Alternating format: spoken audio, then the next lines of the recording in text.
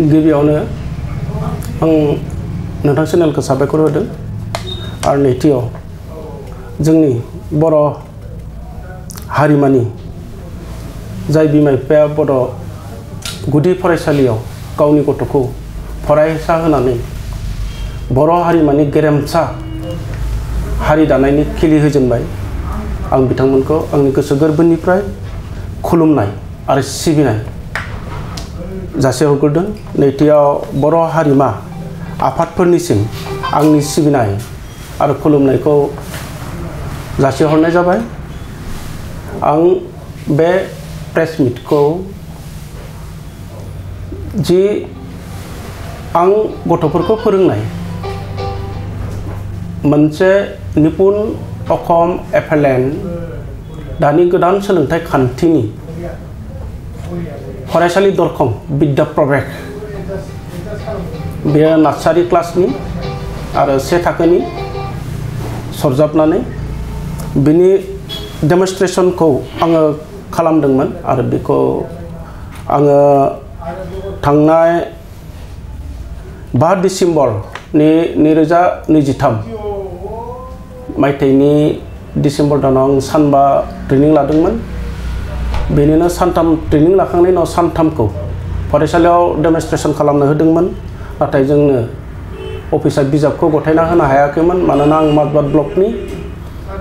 बे माजबाद ब्लकआव बे बिजाबफोरा सफैयाखैमोन। नाथाय बे बिजाबा जों ट्रेनिं लाखांनायनि उनाव 22 डिसेम्बराव बिजाबा सफैदों। 23आव CRCफ्रा लानानै थांदों आरो 24आव जोंनि फरायसालि राननानै होदों आरो बिथांमोना जोंखौ खावलायदों जे बे बिजाबखौ गुनु उत्सवनि थाखाय एक्सटार्नेल नायबिजिरनाय जागोन। बेनिखायनो नोंथांमोना बे बिजाबखौ लानानै फोरोंनाय डेम'खिनिखौ जोंनि एफएलएन ग्रुपआव हरनांगोन आरो बिदिनो जोङो हरबाय थादोंमोन। नाथाय आं फोरोङै जि गोरोन्थिफोरखौ नुदों आं गावखौनो थारमाने मोनसे इमोसनेल सोमजिदों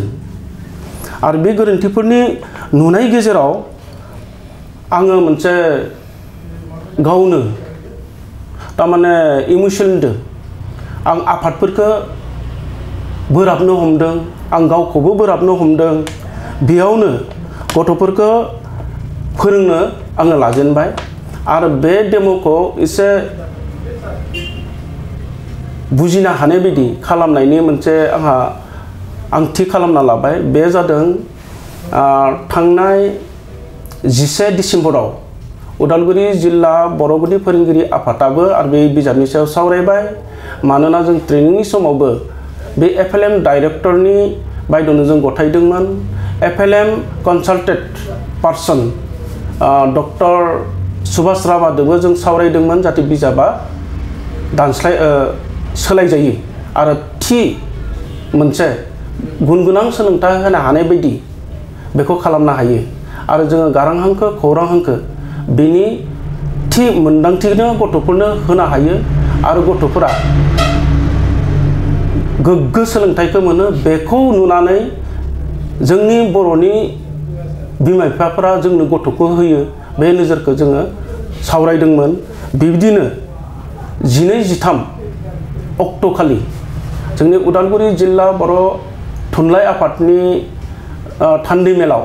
जों थांखि गथायदोंमोन आरो बे थांखियाव गोख्रोङै लिरदोंमोन मिरु आफादनिसिम गथायहरनो। बेनि उनाव जानो गोनां बक'नि थान्दै मेलाव आं दुलाराय बर' गुदि फोरोंगिरिनि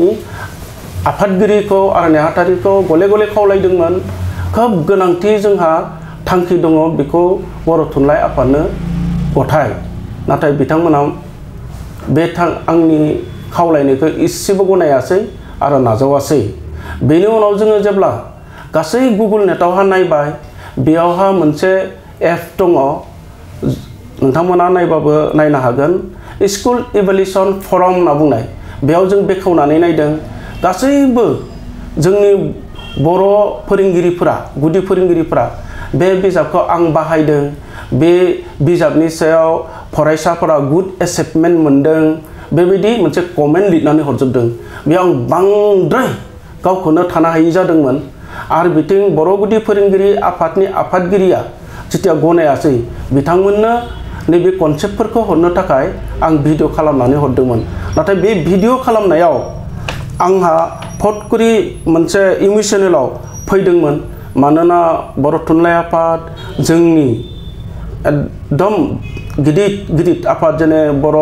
फरायसा आफाद बिथांमोनानो बर' बिजोंनि मैखोम थांनाय थैनायनि बिबानखौ लाबोगासिनो दङ बिथांमोना मानो बेखौ एसेबो आं खोनानो मोनै बा जेबो ग्रुपाव नुनो मोनै बा निउसाव मोनोमोन मानो जाखो बेबायदि आं बिथांमोननि मुंखौ गाज्रियै बुंनाय जादों मा होननानै बुंदों आङो जे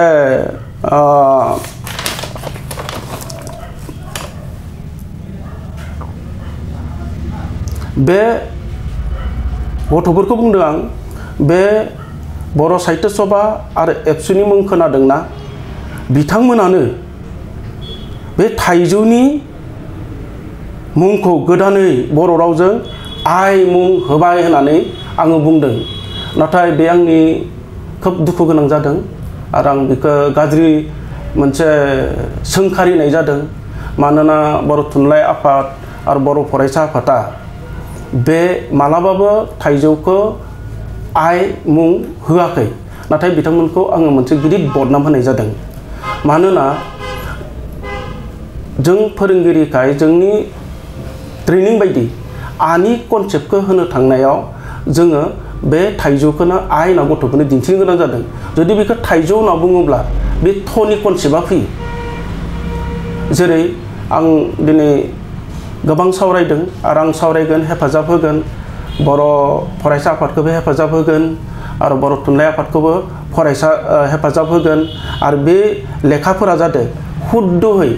बे सोलोंथाइ खान्थिनि गेजेरजों जि मेथडफोर दङ जाहाथे फरायसाफोरा गोग्गोयै गुन गोनां सोलोंथाइखौ मोनो नाथाय आंनि जि सोंखारिनाय सोदोब बेनि थाखाय आं दिनै बर' थुनलाइ आफाद आरो बर' फरायसा आफादनि खाथियाव आङो निमाहा बिनाय जाबाय आरो आं आसा खालामो आंनि बे हारिनि थाखाय इमिसननि मोनसे गथ'फोरनि बर' गुदि फरायसालि जोबलांनाय गथ'फोर खमायलांनाय बेखौ नोजोर बोनानै आं गावनो सानखांनो फैदों आं बिथांमोननियाव दाबो हाजार बार क्षमा बिगोन बे आंनि गोरोन्थि जाबाय होनना आं स्वीकार खालामो मानोना आंबो सासे गुदि फोरोंगिरिल' नङा आङो खोला एसिया महादेशनि एडुकेशन कनफारेन्सआव बाहागो लानाय आंबो बिनि मेम्बारसो भारतनि गुदि फरायसालिनि सासे आंबो मेम्बारसो बिदिनो दुलाराय बर' गुदि फोरोंगिरि आफादनि आं सासे लेङाइ आफादगिरिसो किन्तु नैबेबायदि गुबुन आफादफोरखौ आङो सरजाबनाङामोन नाथाय आं दुखु मोनदों आरो आं दिनै खोथा होदों बे बिजाबफोरा सिरिबाङै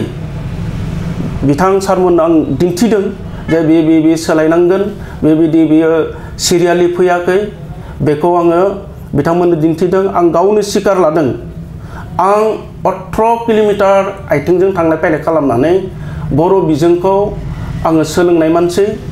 आं हाई स्कुलखौ फरायनाय मानसि आं मेट्रिक परिखाखौ थांलाय फैलाय आथिंजों होनाय मानसि आंनि गथ'खौ आङो 14 किल'मिटाराव लांनानै आं बर' बिजों फोरोंनाय मानसि बर' बिजोंनि सायाव आंहा अननाय दङ आं मानोना मोनसेल' सोदोबखौ मिथियो जोंनि बुहुमाव सरकारजों संबिधानजों गनायजानाय 8 शेड्युल लेंगुवेज जाय हारिया दङ बे हारिखौनो हारिमा होननानै बुङो आरो जायहा फरायसालि गैया बिसोरखौ हारिसा होननानै बुङो आरो जोंनि नर्थ इस्टआव मोनथामल' हारि आरो मोनथामल' बिजों राव दङ बे जादों मणिपुरि बड' आरो एसामिस बेनि गेजेराव जों बड'आ बुहुमाव सिनायजानाय मोनसे हारिमा बे हारिमाखौ आंहा गोमालांजानाय खहा जानाय जोबोद गिनाय मोनदों मानोना आङो गोबां देशनि मानसिफोरजों आं सावरायदों बेनिखायनो नरेन्द्र मदिजों आं सावरायदों बिथाङा मोनसे स्रा बाथ्रा बुंदों जाय फरायसाया जाय बिजोंजों फरायो बेयो बे हारिनि मानसि जायो जाय फरायसाया जि आयदायाव फरायो बेयो बे हारिनि मानसि जायो दिनै जोंहा बेखौ नोजोर लाखिनायनि सम सफैबाय आं अरायसम बर' थुनलाइ आफाद बर' फरायसा आफादनि खाथियाव आं निमाहा बिदों आरो नोंथांमोनजों लोगोनि मानसि जायो दिनै जोंहा बेखौ नोजोर लाखिनायनि सम सफैबाय आं अरायसम बर' थुनलाइ आफाद बर' फरायसा आफादनि खाथियाव आं निमाहा बिदों आरो नोंथांमोनजों लोगोसे हाबा मावफिननो मोनगोन आं खाबुखौ बिफिननाय जाबाय बेनिखायनो आरो आं गासैबो जोंनि बर' रायजो राजाखौ आं खावलायगोन बे बिजाबफोरा आरो मोजाङै सोदांनानै फैगोन आरो बेजोंनो जोंनि हारि रैखाथिखौ जों खालामनो हागोन जायहा बिजों दं बेहासो हारि दं आरो बे बिजोंजोंनो फरायसा जोनोम जायो आरो बे फरायसाया हारि जौगानायनि सोलोंथाइ जौगानायनि हाबा मावो आरो जायहा बिजों दं बे बिजोंनिफ्रायसो थुनलाइ जोनोम जायो थुनलाइखौ बुहुमाव मान मोनो आरो बेहा माननि जायगा थायो आरो बे थुनलाइयासो बे बिजोंनि गेजेरजों थुनलाइ जोनोम जानाय लोगो लोगो बे थुनलाइयासो बर' हारिनि हारिमुखौ संरैखा खालामनानै लाखिनो हायो बेनिखायनो जोंनो थुनलाइ आफाद आरो फरायसा आफादा जोंनि हारिनि बयनिख्रुइबो देरसिन आफाद बेनिखायनो आं बिथांमोनखौ अपमान खालामनाया आंनि थाखाय मोजां जायासै आं थेवब्लाबो बिथांमोननिसिम निमाहा मोनगोन होननानै दिनै आं मिजिंथिबाय जोबनायाव आं बेखौनो खावलायनो लुबैदों दि जोंनि माहारियारि आफादनि बर' थुनलाइ आफाद आरो बर' फरायसा आफाद बिथांमोननि सेराव आङो निमाहा मोनगोन होननानै मिजिंथिबाय आरो आं निमाहा बिनाय थाबाय गोजोन्थों।